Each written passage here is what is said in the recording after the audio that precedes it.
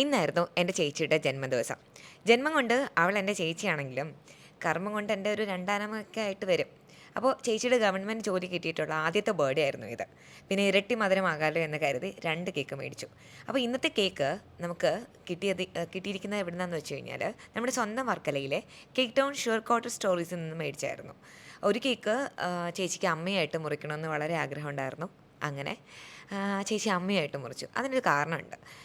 അതിൻ്റെ ഏറ്റവും വലിയ കാരണം എന്ന് പറഞ്ഞു കഴിഞ്ഞാൽ, ഞങ്ങളുടെ അച്ഛൻ്റെ മരണശേഷം ഒരു കുറവും കൂടാതെ വളർത്തിയതും, അതുപോലെ തന്നെ പെൺകുട്ടികൾക്ക് ജോലി വേണമെന്ന പറഞ്ഞ് ഞങ്ങളെ ഏറ്റവും കൂടുതൽ മോട്ടിവേറ്റ് ചെയ്തിട്ടുള്ള ഏക വ്യക്തിയാണ് അമ്മ.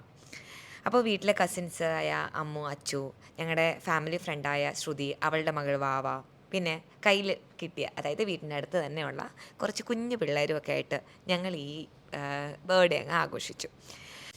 പിന്നെ എല്ലാവരും കൂടി മാറി മാറി ഈ കേക്ക് കട്ട് ചെയ്യാൻ തുടങ്ങി. അതൊരു പരിശീലനവും പരീക്ഷണവുമായിരുന്നു എന്ന് വേണം പറയാൻ.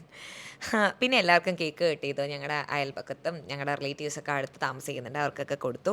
പിന്നെ എല്ലാവരുമായിട്ട് ഞങ്ങൾ കുറച്ച് നേരം സൊറ പറഞ്ഞു, കുറച്ച് നേരം ഫാമിലി ടൈം ഉണ്ടായിരുന്നു.